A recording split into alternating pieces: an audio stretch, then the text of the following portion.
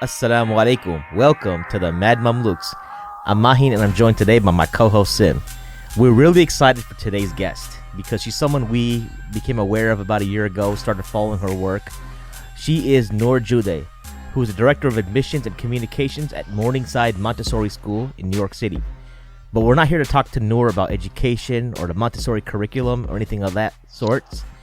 We're actually here to talk to her about a lot of taboo topics and her own spiritual background and journey, because we first became aware of Noor maybe about a year ago.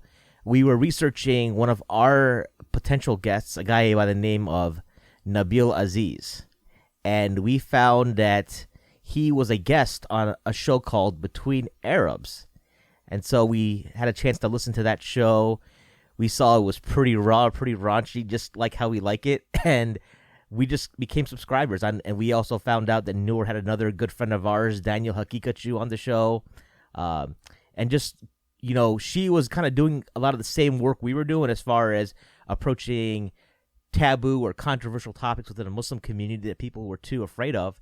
So we thought it would, you know, it's been a long time coming. We want to welcome Noor on. We probably should have done this a long time ago, but Noor, assalamu alaikum. Welcome to the Mad Mamluks. Wa alaikum salam. Thanks so much for having me on your show. Yeah, so Sim and I, before we're like, I know you don't have a show anymore, so we regret knowing, that's regretful to know that, but at the same time, we were fans of the Between Arabs project. We had like professional crushes on you because you were able to do what we really wanted to do in terms of addressing all the different topics that are, you know, taboo topics, and you did it in such an eloquent manner where you sounded like, you know, Barbara Walters in her prime, you know? Much more intellect. Yeah, that's. I think we agree that you're very well-spoken. Compared to us, we're kind of like Neanderthals on our show. Yeah.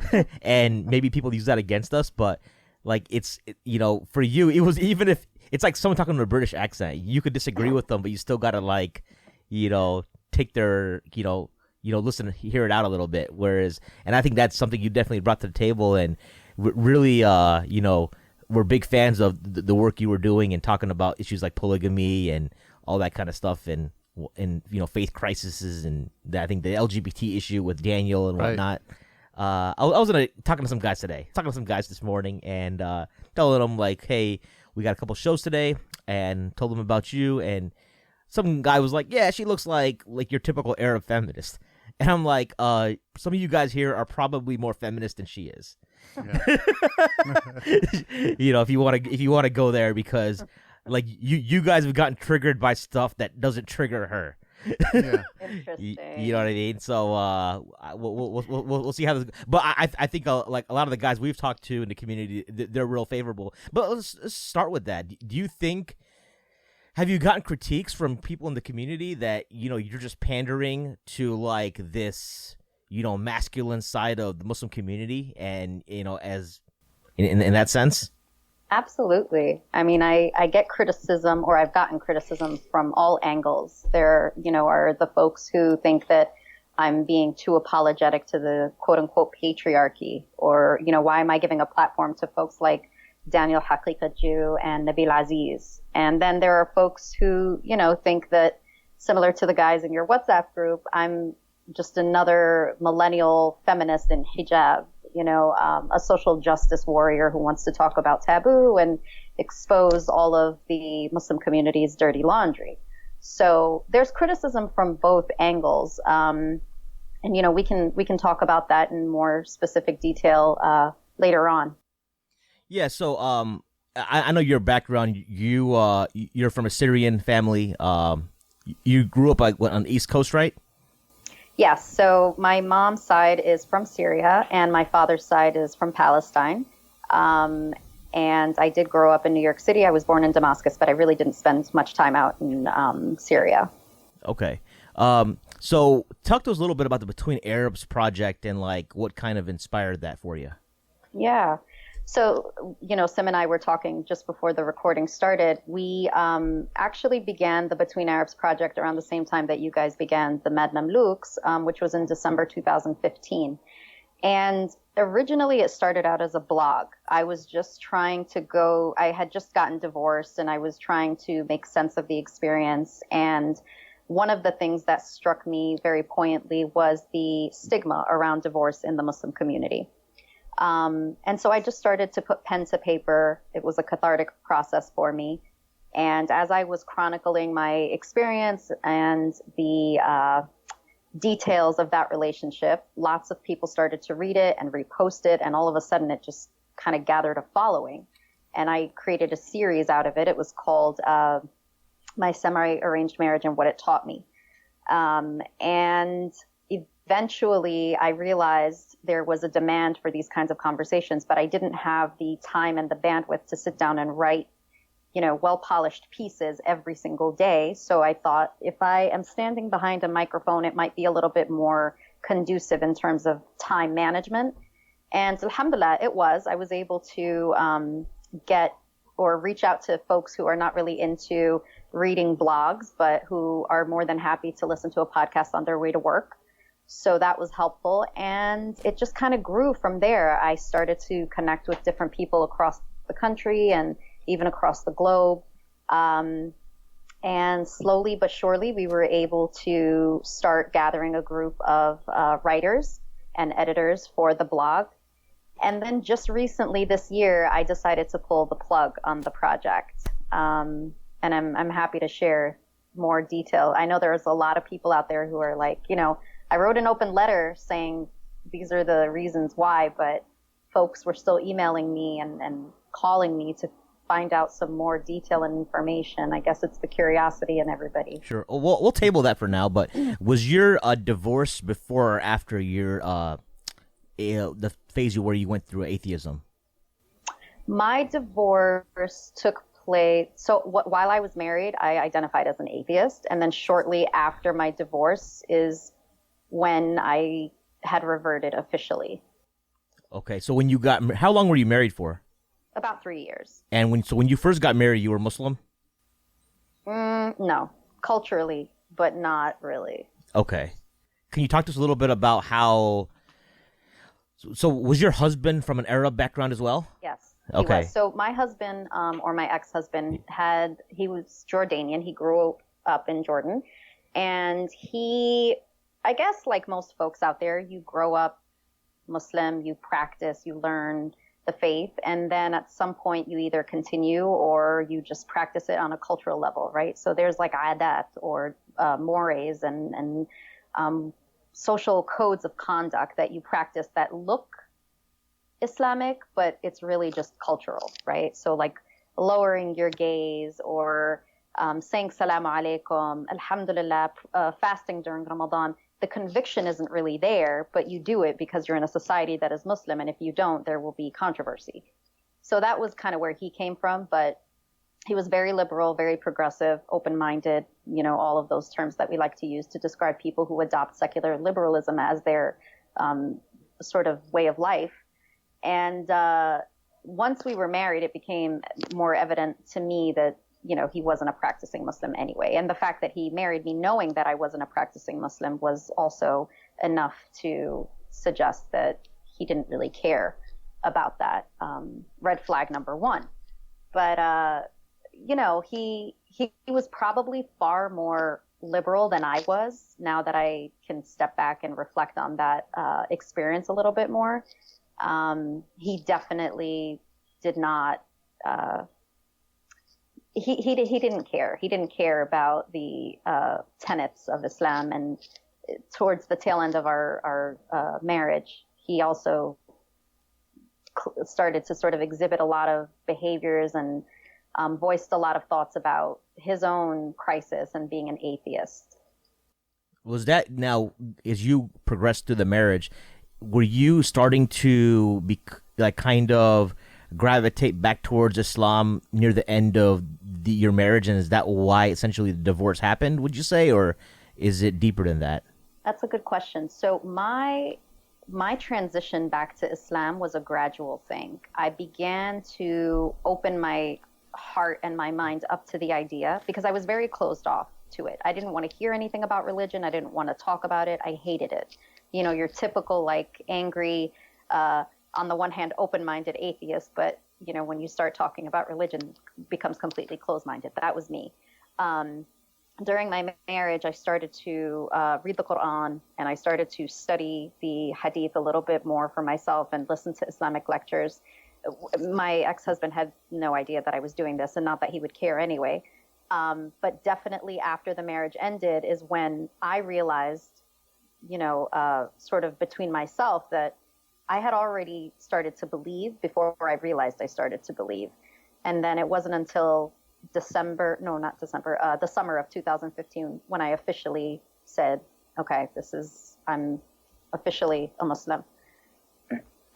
Sure. So, like, regarding the divorce, we obviously it's something that even in our community, I've heard people spit out figures that, like, now Muslim couples there's a 50% divorce rate amongst Muslim couples.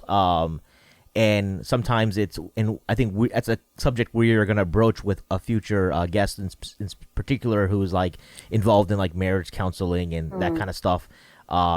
Like from the male perspective, like a lot of times what I've seen is that there's infidelity involved. You're generally from the male side, but sometimes from the female side as well. I don't want to give the sisters a free pass here, but like for you, is there a specific, other than the faith difference that eventually came about, would you say there's any root cause, or was it an issue of you just think? Because sometimes I think people there were root causes. Okay. And I don't know if you want to talk about it now or if you want to talk about it. Let's just talk about it right now while we're on subject. So I'll give you sort of a backstory to this. This morning I shared a letter on Facebook. And it was written by a woman named Farah Kausar, and she identifies as a voluntary matchmaker and a wife of a brilliant man. Her piece is entitled "A Letter to All the 30-Plus Single Asian and Arab Guys." It's a brilliant piece. It's pretty short. Go read it. On a rhetorical level, it's very witty, and in terms of her actual argument, I think she nails it. And what she's arguing is that men of the South Asian and Arab communities who are over 30, who are looking to get married, really need to reflect on their expectations, and they need to reconsider their demands. And she goes into a couple of vignettes and anecdotes, and she shares that by and large, the concern is that the women that they are meeting are too old for them, right? So we're talking about 30 and 40 and 50-year-old men. You're not going to marry a 20-year-old woman, generally speaking. And that seems to be a point of dissatisfaction for these kinds of guys. So in my experience, when I got married, I was 25 years old, and my then husband had turned 30. So there was a 5-year difference between us. But it wasn't until I went through the marriage that I learned a very difficult lesson, which is that by and large, 30-plus-year-old Muslim men who are single and who abstain from premarital sex are very likely to engage in regular porn watching and masturbation. And there are countless studies available on the ill effects of this behavior, which I'm happy to share. And it does become an addiction for many of these men. And we're talking about issues of erectile dysfunction. We're talking about unrealistic expectations in the physical department. And so what you find is there's a real and serious issue that's facing these men that has really nothing to do with women's fertility. Apart from the fact that there are scientific and alternative methods available to assist the small percentage of women who may actually fall in this category, who can't, have children, what we really need to be paying attention to is the battle that our brothers are facing. And, this is the first time that I'm mentioning this because I never talked about it through the Between Arabs project, so consider yourselves lucky. But this issue was one of the breaking points that brought my marriage to an end. And it's something that I was completely unaware of prior to getting married. It was something I had no exposure to, had no idea that it was even on the horizon. But it wasn't until I was actually married that I learned that, it does exist and that I had such a case on my hands. We're talking about like the whole porn issue, which is prevalent. Yeah, because I think it's not even just the Muslims that are aware of it. I was listening to a podcast. I think it was called Unmistakable Creative. And they were talking about how porn, if you start watching porn, it actually starts damaging various sexual tendencies you might even have. Like it's inherent, like it just, and you cannot experience full sexual satisfaction. In that sense. Yeah. And I think, but it kind of just creeps up on you in a sense. Cause I remember now back, like I'm in my mid 30s, right? So when I was a kid, we didn't have the internet and all that stuff, but you'd always have the kid bring in like, you know, his dad's like penthouse or Playboy magazine to school when you're like at 5th grade, and you're like, oh, cool. Or you find something behind the trash can somewhere that someone threw out, or like random stashes of stuff that you look at. But now where it's so accessible, and you know, you can get it on your phone and all that free. kind of, and free. Yeah, it was funny because I was talking to my one of my employees was telling me about, like, you know, how him and his girlfriend, you know, when they need to get in a mood, they just like, you know, pull up something on their phone. Yeah, that blows my mind. My coworkers talk about that kind of stuff, that, you know, whenever they want to get in the mood, that this is the kind of stuff that them and their wives do, you know, they just flip that on, and I'm like, what? Like, you're both involved in this? And, you know, that just blew my mind. Like, Yeah. like that. I didn't. I don't think I would even have the guts to mention to my wife to like do that. To like, hey, let's go. But I found out because you know, Sheikh Amr on our show, he's a counselor for this, and he said that he's seen cases in our Muslim community where, you know, practicing Muslims. This is not like just people who are gone off the faith. These are practicing Muslims who are involved in this kind of stuff. He was kind of just like shrugging when I was telling him this, and he's like, dude, Muslims are involved in this, practicing Muslims. And I was just blown away that people do that. Well, you know, part of the reason I think is, because I don't know how your ex's backstory in Jordan. I'm assuming in Jordan, when you're in a Muslim country, it's still difficult to like just have, just freewheeling interracial, like relationship. Like is casual dating a thing in Jordan these days, or? No, I mean, God knows, you know, after all of these wars have broken out in the Middle East, what's been going on with the influx of refugees, it's kind of chaotic. But by and large, I mean, in the 80s and 90s, no, it's still a conservative society whereby those casual relationships are far and few between. Most folks do not engage in premarital sex out there. Yeah, so I think when you compare the Muslim dynamic to the non-Muslims, sometimes they're starting when they start. I remember like my classmates in 6th grade started dating, and some of them were having sex in 6th grade. Yeah. You know, I was like 12. Like, if you think about it, they're like 12-year-old. Are you for real? It's like a little kid. Double-edged sword for Muslims in the West, right? It's a double-edged sword because on the one hand, you know, getting married at a young age, which is how it used to be in the Muslim world, is not really an option. Or maybe it's starting to become a thing because a lot of the shuyukh are advocating for it and saying, look, the alternative is they're going to screw up. You know, men and women can't abstain completely from, you know, sexual experiences up until the age of 30. So what's the alternative? Do you want your children to get married when they're in college and you can support them through their relationship until they can stand on their own 2 feet? Or do you want to keep them, quote unquote, engaged for 10 years, assuming, you know, that you're going to turn the other cheek that in terms of what they're doing behind closed doors, and then they're, you know, sinning left and right. So it's hard. Yeah. It's very difficult. We're in a difficult situation. And I don't want to say that I have an answer to this. I'm not saying that there is an answer to this, but what is a reality, I think, for those of us who are in our 30s or late 20s and older is the expectations that men have of women, by and large, speaking about their physical appearances, is so impractical and unrealistic because of the prevalence of, you know, pornography and the hypersexualization of women in our society. And even those who have had premarital sex sometimes, they fall into that category as well, where they expect a porn star for a wife. And it's not realistic. It's not going to happen. And you see these marriages falling apart because of this. Yeah, I know from my own experience, when I got married when I was 20, my wife was 19, and it really, you cannot do it without your parents. I mean, your parents have to be there as a support structure because you're still so immature in everything that marriage entails, and you don't know how to handle conflict. And if it wasn't for my parents, that we would have been divorced like so quickly. It would have been the quickest marriage ever. But I still do encourage parents to foster these relationships early if it's financially possible, that they can encourage their sons and daughters to get married early and support them through that. But it's not for everyone.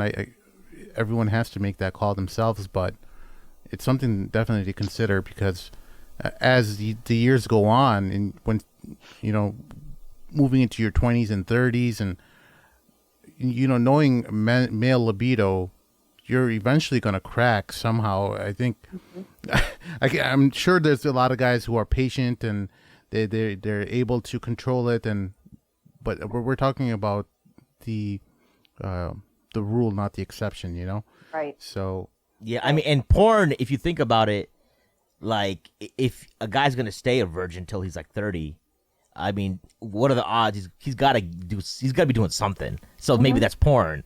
And I'm not here to give a justification for it, but would someone rather have someone who's watching porn or someone who's actually sleeping around? Right. yeah. Well, that's what I mean. That I don't know what the answer to this, is, other than like folks should be getting married sooner.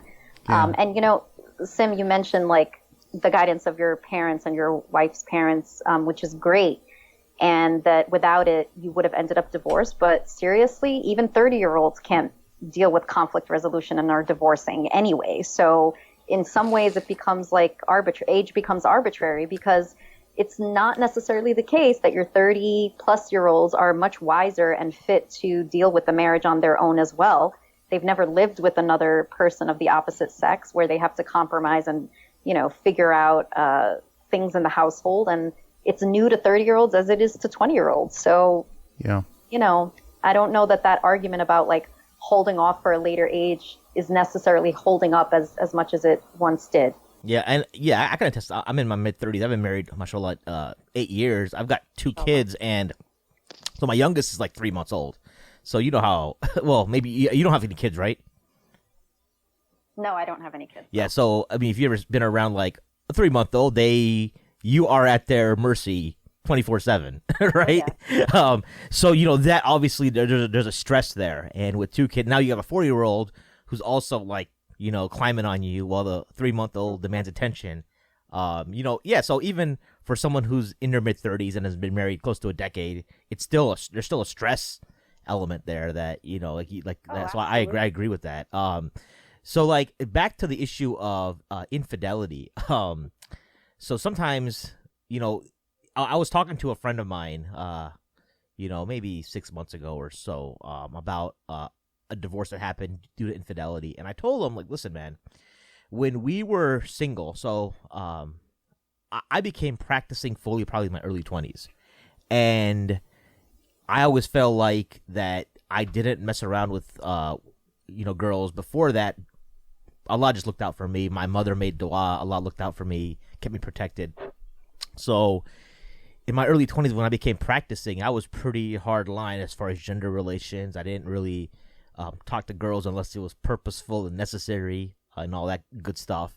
And the thought of like having a girlfriend or engaging in a premarital relationship was completely foreign to me. But once I got married and then I got comfortable interacting with my wife, and basically I noticed that I became a lot more comfortable with just females in general. And I was telling my friend that it's a lot easier to have sex outside of marriage once you're married, because now you know what you're doing. Yeah. You know what I mean? And he was like, dude, I never thought about that. I was like, yeah, like think about it. Because if you're a 22-year-old virgin, let's say you're in college, you're a college senior, and you're 22 or 23, most likely the women around you are gonna be already, they're gonna be experienced. And if you're gonna try to you're not gonna just fall into that kind of like a one night stand or a fling with somebody, because you don't even know what to do. You don't have game. You don't know any of that stuff. Yeah. You know who this also holds true for is guys who have many girls as their siblings, and they know the ins and outs of how to interact with girls, and they know what makes them tick. And I've noticed that, at least from friends and coworkers and whatever, that the guys who have a lot of girls as their siblings, they really know how to talk to women. Maybe not all, not Yeah. all. I wouldn't say that that's true of all guys, siblings, or women. Sure, but what are your thoughts on that? Like, it's actually like it's easier and more practical for a married man, I think, to have an illicit sexual relationship than like a 20-year-old single guy in some cases. I mean, I think there's merit to what you're saying for the reasons that you mentioned. I also think for a lot of the men that I have seen and talked to who are married and struggle with this, infidelity is oftentimes, it occurs because there's an expectation before marriage, and that expectation is not met during marriage, and they feel crushed or disappointed, and at that point they sort of throw in the towel and say, whatever, I'm just going to live my life. Again, this is not speaking of every single case out there, but I've seen it a couple of times and found it to be quite a phenomenon. And then going through my own experience, I now understand where that expectation was coming from and why it was why it was brought into the marriage. Unfortunately, even when the infidelity occurs, there's still this insatiable thirst for something that they cannot quench. And it becomes very self-destructive. There's a lot of self-loathing that takes place, and it eventually becomes an addiction because you're looking for quick satisfaction, and you get it, and then you feel horrible about yourself, and there's guilt involved, and then you're aroused again at another point, or you need to self-soothe in some way, and it's just a vicious cycle. It just keeps happening over and over and over again. As a female, do you think the same phenomenon exists from the woman's side?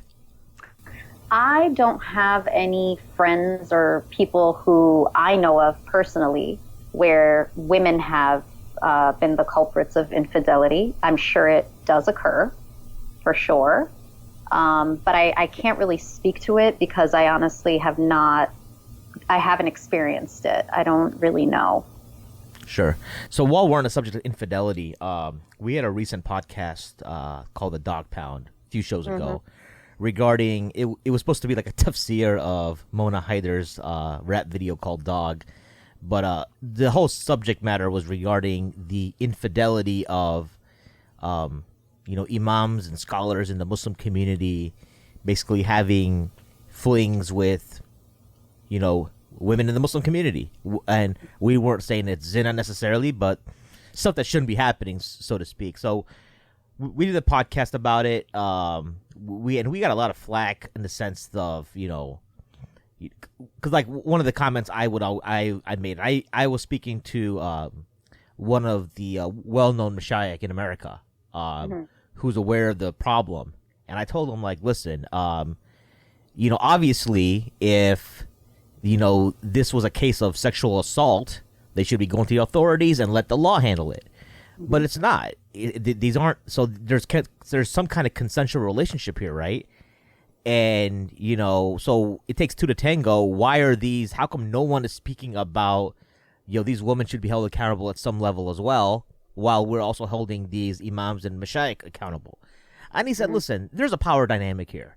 What if you're like a 20-year-old and you sign up for an intensive, and this imam or scholar that you already look up to messages you and say, hey, we have an inner circle study group, and he kind of gets his way in. He's like, wouldn't you say that's predatory? And I'm like, yeah, I could see that. I could definitely see that. But at the same time, she did have to say yes. I mean, we're not talking about if she says no at any point in any time in this scenario, there's assault there, right? So she said no. She said yes. She went along with it. And then maybe later she's like, oh, crap. Or she finds out he's doing it with everybody else. Maybe she thinks that, oh, I'm his, like, one, he really loves me or whatever. I don't know what's going on. But at some point she has some regret. She leaks it out. She tells people that, like, this is what he did, yada, yada, yada. And now the dude's getting busted. Because for us to, bring that viewpoint up, we got a lot of flack. And people were like, you guys getting a woman's perspective on it. So I wanted to get your take on that. I don't know how privy you are to these kind of scenarios or how aware you are, but based upon what I just described. And the funny thing is that the video doesn't talk about anyone specifically. So who? I mean, is it a straw man that the video is addressing? Like you as a listener are wondering, okay, how many cases of these are existing in the United States? You know, and who are we talking about here? I'm getting messages from all over the world saying, wait, what's going on in America? Like, who are these videos and these posts, Facebook posts addressing? You know. Total, like, just side joke. I think between the both of our podcasts, probably the amount of messages we get from people out in like Indonesia, Malaysia, Pakistan, etc., wondering what the hell is going on in the West, they must be terrified, absolutely terrified. So a couple of things. You mentioned that your listeners said you really need to get a woman's take on this. I'm probably the worst female you could have brought onto the show to talk about this, because I'm probably not going to say what those people want. And that's exactly why we brought you on. You exposed our secret plan. I also, like many women, I'm sure, many Muslim women, I get inboxed in private messages from shuyukh as well, or so-called shuyukh, right? Sometimes they're inappropriate, sometimes they're not.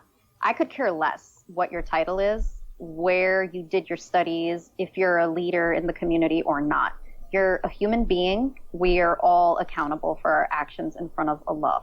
And so, yes, there is a power dynamic there, whereby a young, vulnerable woman may be, under the whims of a scholar who is older than her. But at the end of the day, are we not all accountable for our decisions and our choices, irrespective of power plays and contexts? We will all be held accountable for the decisions that we make. The sheikh is wrong, as is she. And it's not to say that she wasn't preyed on. She absolutely was, and that onus is on him. But she also made a choice. She also made a decision. So I think... Do you think prey is a strong word, though? Because I feel like it's not used when college professors have relationships with their adult students. In many universities around the country, are they predators as well? I would use the same word there as well, and the same thing with a boss in the workplace who's hitting on his employee.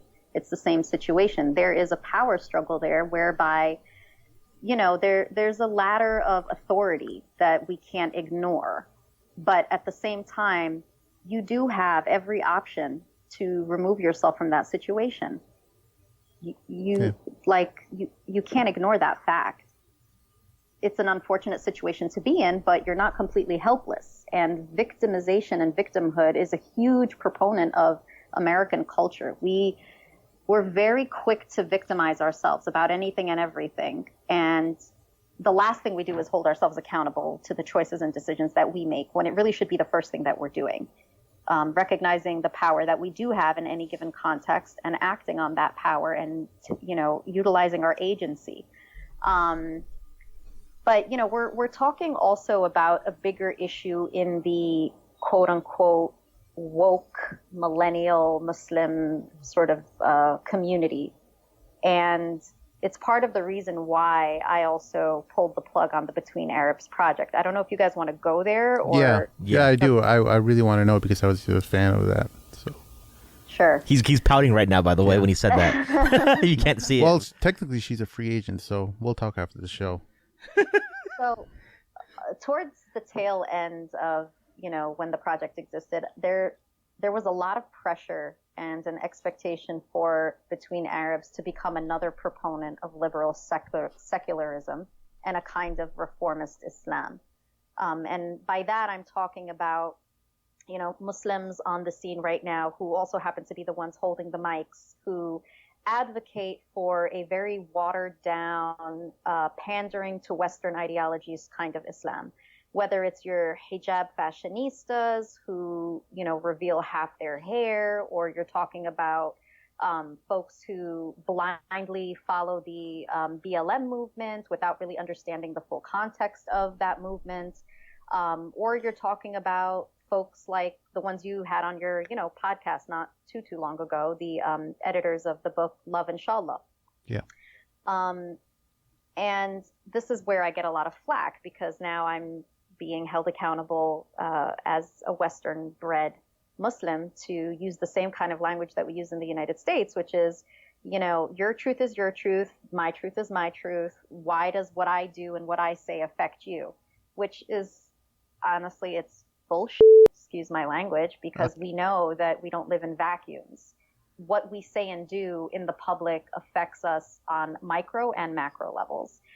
So, I sat down one time with Amani al-Khattabi, who is the founder of Muslim Girl. And we were having a chat about, her work. And this is before I started my podcast. I was interested in writing for her blog. And as I sat down and had this conversation with her, I realized, wow, we are using the same words, but we're not on the same page. She was talking about really fighting for exposure of issues that we don't talk about in our community. I was saying the same thing. And then the examples she was giving me, I thought to myself, well, the taboo you're talking about, the taboo that you want to advocate for, is the very thing that I'm saying is wrong. So are we saying that, it's okay for Muslim women to date before marriage because the boys are being allowed to date? Or are we saying that it's haram for both of them to date because it's haram? And we just were not speaking the same language. I also engaged a couple of times with Janan Matari, who is the founder of Miss Muslim on Facebook. And she's a staunch feminist. I'm not. And we just went at it one day on Facebook, and I realized once again, like, I'm being sucked into this space where I'm sort of seen as an interlocutor of these millennial Muslim women, and my work does not align with their work whatsoever. And I was finding that the people who wanted to write for the Between Arabs Project were seeing the Between Arabs Project as another version of Miss Muslim and Muslim Girl and The Tempest and that sort of thing. And it was never intended to be a platform where we try to, quote, redefine Islam. That was never the agenda. And it was steadily starting to take that form. So rather than just keeping an open space for dialogue, it ended up being another blog where we were pushing for reformist Islam. And that was not something that I, in my heart of hearts, could continue to do. So that's really the... But weren't you the ultimate editor, though, or no? I was, yeah. But, I didn't capitalize on the Between Arabs Project. It wasn't a job, so I had a team working with me. And we were starting not to see eye to eye. Oh, okay, that makes sense. So, yeah. Okay, yeah. That, I mean, when you are... You have a different vision, and you have a lot of people who are interested, and... Just like how you said when you were sitting with Amani and talking to her, you think that you're aligned, but the end goal is something else. So Exactly. That's something we've learned about ourselves, I think, in the last year and a half of recording. No, I almost want to take it back to, remember we went to Iman a couple of years ago, and so Sim and I met Linda Sarsour, and we talked to her for a brief minute, and we invited her to come on the show. We followed up, but she's busy. We weren't able to make a time for it. And the thing about it was later we were like then we saw the whole stuff with aligning with certain groups that necessarily we're not necessarily down with, all that kind of stuff. We're like, you know what? I don't know that she's really our cup of tea though. Yeah, and I think that's what I was talking about. Like, we were like pretty open. We're always trying to say, listen, if you can have. And we had a similar conversation with Amani as well, because we didn't know at that point. Mort it talked to was her. Me and Mort were at ISNA, and we talked to her, and we felt like, oh, okay, well, she would be someone interesting, and because I had never read The Muslim Girl, I didn't really sit down and dissect every article they had. I just knew about it through my wife, who looked at it every once in a while. So I'm like, oh, okay, well, they're working for Islam. We're still, we're removed from the Muslim community for 4 or 5 years before we started this podcast in terms of how much involved we were. And we didn't know all these different personalities on Facebook and in social media. So we're trying to figure all these personalities out who really, for all intents and purposes, they consider themselves celebrities because they have 20, 30,000 followers on Twitter. So we're like, okay, cool. Let's, let's give them the respect that they're due. And let's invite them on the show. And then as we start researching them, it was a whole nother world that's going on. And we're thinking, whoa, there's all these other undercurrents of other agendas that are kind of manifesting themselves through these works. And we're not opposed to having these people on. The thing is, though, our experience has been that they generally shy away from that kind of open dialogue, to be honest. Yeah, I was just going to say that, that you actually want these folks on your show, right? And I had the same approach, too, that you actually want to engage in dialogue with the people in your community that you don't see eye to eye with. That's the purpose of this kind of discussion. But as time passed, I realized we're not being intellectually honest in these conversations. We're not actually putting our best foot forward, so to speak, in trying to get to the root of things. And whenever it would become clear that, whatever I'm advocating for, they realize that they're kind of stuck and they don't have a convincing or compelling response, it becomes, a dead end. And it's just like, well, how dare you, or this is my truth, or, these phrases that pretty much absolve them of responsibility in the debate. Am I making sense? Yeah. Oh, absolutely. The thing is this, Muslim as an identity right now in the West, it is a commodity. It is something that folks are capitalizing on. Both self-identifying Muslims and non-Muslims are capitalizing on not just what it means to be a Muslim, but especially what it means to be a Muslim hijabi, right? Muslim progressives and reformers and liberals and the quote unquote woke folk who, walk around like they have the answers to society's biggest problems are actually not making things better for Muslims in America or in the West, to speak more broadly. And to me, it just seems increasingly clear that their definitions and their understandings of truth and justice and righteousness align more with secular liberalism than with Islam, even though they self-identify as Muslims. So it's, I think, important whenever having conversations with folks who identify as feminists or as reformers or progressives or liberals, or if they don't use these labels, if they align with certain movements and agendas that don't align with Islam, you've got to start the conversation there. Because otherwise, at some point during the discussion, you're going to be using the same language and you're not getting to the same destination. So it's a struggle, and it's something that I personally am concerned about as a millennial myself, and as somebody who has a niece and 3 nephews, and hopefully one day, inshallah, I'll have my own kids. You think about the future and sort of the shape that being a Muslim in America is starting to take. It's not really Islam. It's not the Islam that I think a lot of folks in the community who want to do this work authentically are trying to advocate for. And rather than focusing on the external forces that have always oppressed us, we're now battling ourselves because there are 2 camps within our community, to use this kind of binary, that we're talking at each other. So we're too busy doing that instead of actually dealing with the forces, the Islamophobic and Islamoracist forces that are stripping us of our civil and human rights in the United States. Yeah, that's a great summary there. So I want to talk to you before we wrap up here about your own spiritual journey, which I think seems like still in for all of us still in progress, but for you, it's like, for us who have been following the Between Arabs project and like kind of seeing you over the past year, I mean, the most visible thing is a year ago when you had Daniel and Nabil on your show, we were always like, I think Sim and I were always like really surprised. We were like, yeah, she looks like your average modern, like, modernist, Muslim lady, doesn't wear hijab, etc.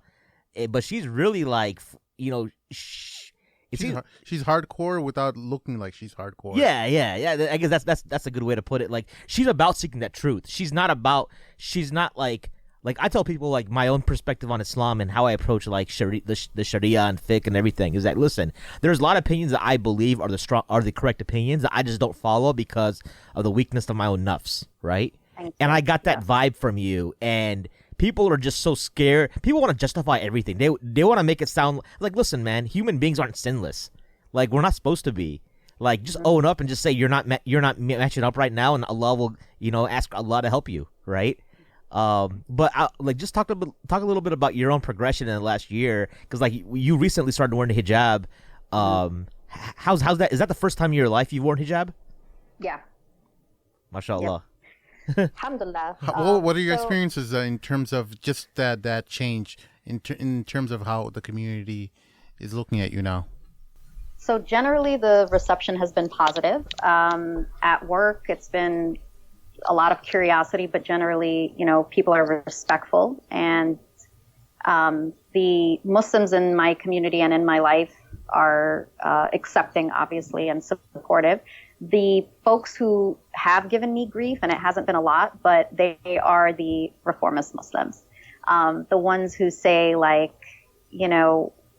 honestly, I had to block people after I put the hijab on, because these are people who are following the Between Arabs project and were diehard feminists and were so upset that I decided to wear the hijab, and would send me messages like, you're a leader in the community. What kind of example are you setting by saying that the hijab is a mandatory tenet of our faith, etc., and would give me these ongoing lectures about how it's not actually a requirement.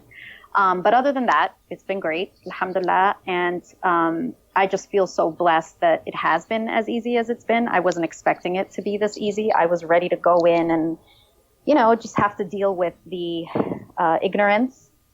But it's been wonderful. And the timing, I think, for me was perfect because it came from me wholly, and it came at a time in my life where I felt like the internal struggles that I had been going through were finally sort of silenced, and I could really just express on the outside what had been going on the inside. Because as you mentioned, a year ago, I wasn't wearing hijab, and oftentimes I don't even pass as an Arab. People think I'm Jewish or Greek or whatever. So the privilege that comes with being white passing was something that I was very aware of, and hopefully I did a good job of not exploiting it, but I'm human and I'm sure that I did from time to time. But there was this feeling of just incongruence, this cognitive dissonance within myself, where on the inside I felt like I was, more Muslim than I was showing on the outside. And it's like you said, Mahin, like the minute you decide that this is what you believe in, just you own the obligations that you have as a Muslim, male or female. And if it's not something that you're living in your lifestyle, then don't try to make excuses for it. Own up to the fact that you're just not there yet. And that's the struggle that I see a lot of people in our community going through, where rather than doing the heavy lifting of self-reflection and saying, yes, hijab is a part of Islam. It is something that I know I need to be doing, but I'm just not there yet. We'll come up with 1,000,001 excuses and explanations for why the hijab is not required.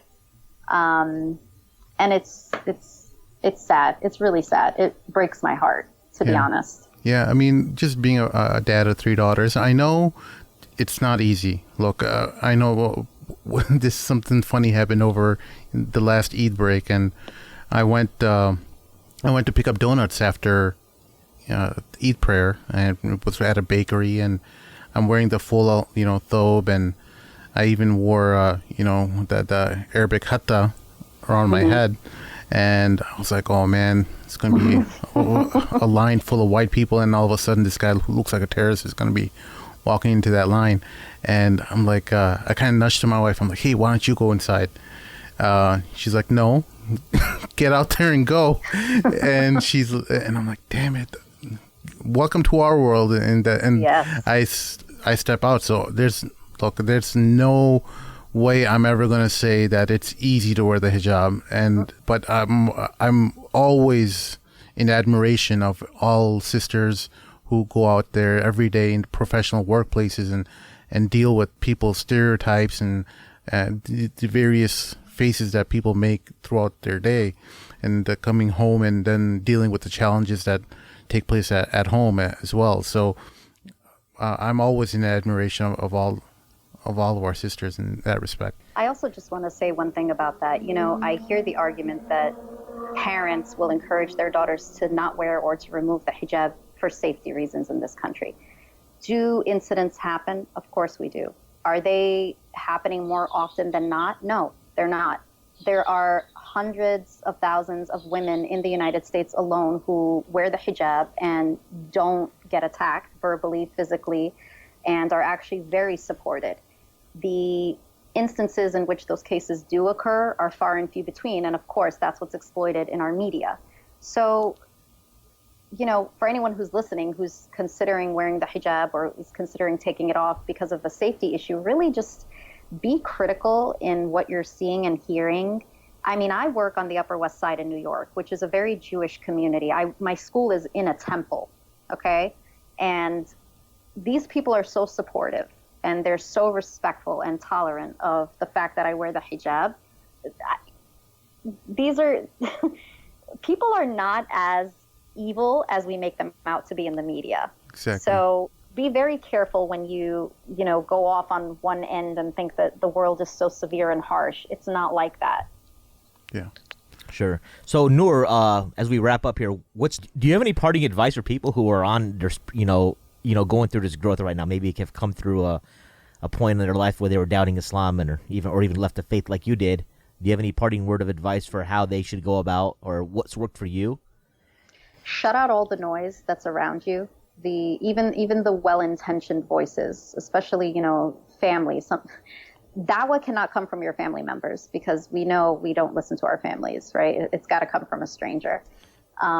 Shut out the noise and just open up your mind a little bit and just let things take its course. And if you genuinely want the truth, then you have to make dua for it and it will come. Okay, cool. And do you have a minute for one more quick question? It's a really simple Sure. one. Is it offensive for me to say chick? You're asking the wrong female these questions. I will give you two answers. It's not offensive to me, but it's offensive to every other woman probably on the planet. So, okay. I do a test sometimes. I thought about using it on you, but I was at a barbecue like a month ago, and I say it very casual. I'm not even thinking about it. It's just like my normal course of conversation. And I said, I was like, yeah, that dude over there, he just hangs out with chicks. He's just kicking it with chicks. And my friend's wife was across from me, and she's normally someone on Facebook who has this very feminist tone to whatever. Yeah. And I realized she was I was talking to her when I said it, and she didn't say anything. And I was like, you know what? It's not offensive, because if it was, she would have called me out right then. But when I ask them the question theoretically later, they're like, yeah, it's offensive. But when I actually use it, if someone dropped the N-word, for example, then you would get caught right away. I think it's one of those terms that Rogan calls, or they're called micro triggers. Micro triggers. Micro triggering when you hold the door open for a woman because I guess from the feminist narrative is that they can't open the door themselves. So yeah, and these are the same people who later on in life are so frustrated by everything. Yeah. You can't have your cake and eat it too. Yeah. And at the end of the day, trying to police semantics and language is a moot point, and it's a dead end, project. You might as well not. So I don't really care. Yeah. One more last parting advice from you. We always like to get some life hacks and stuff from our guests. So, how did you get yourself to become so eloquent and so well spoken? Read, people. People don't read anymore. This is the problem. I'm an English teacher, right? I was a classroom English teacher for 8 years before I went into school administration. And in my first year of teaching, mashallah, my students, alhamdulillah, they went from being in the 30th percentile in the city to being in the 90th. And my assistant principal dragged me into a meeting one day and she's like, what did you do? I said, read. Get them to read. If you want to be able to speak and write well, you've got to read. That is the answer. There's nothing else that you need to do. Just read. And read from intelligent authors, right? Not like Reddit. Of course. And consider that you're reading for the day. No, for me it's like ESPN.com. For me, it's Reddit, man. It's like other people who can't write. I love snarky comments, and those comments are gold. Yeah, like say Reddit is really good entertainment, but study the greats before you hit up Reddit. Right. Is there any way people can engage you right now on social media, or are you kind of like off the grid? No, I mean, I'm still on Facebook and Instagram. My Facebook actually is in Arabic characters, so you'd have to search me that way. And my Instagram is Nour Goda 417. Cool. Very good. Well, Noor, Jazakallah khair for coming on. We'd love to have you again sometime in the near future. I think there's a lot of topics we can cover with you. Partially, one of the things is like that we talk about triggering and all these words. We didn't talk about mansplaining, but like semantics. How like 5-10 years ago we never talked about these issues. Yeah. Like this vocabulary is just like new, you know. So definitely some. It's not new. It's new to the Muslim community. Oh, okay, I gotcha. Policing language has been a part of Western philosophy for a very long time.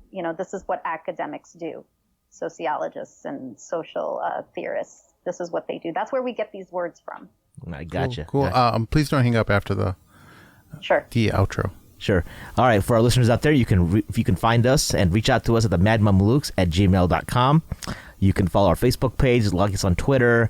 We're on Instagram. Give us a 5-star review on iTunes. And actually, it's like us on Facebook, follow us on Twitter. I always get that flipped. But for our special guest, Nour Joude, and for my co-host, Sim, this is Mahin signing off for the Mad Mamluks. Assalamu alaikum. Assalamu alaikum. Assalamu alaikum.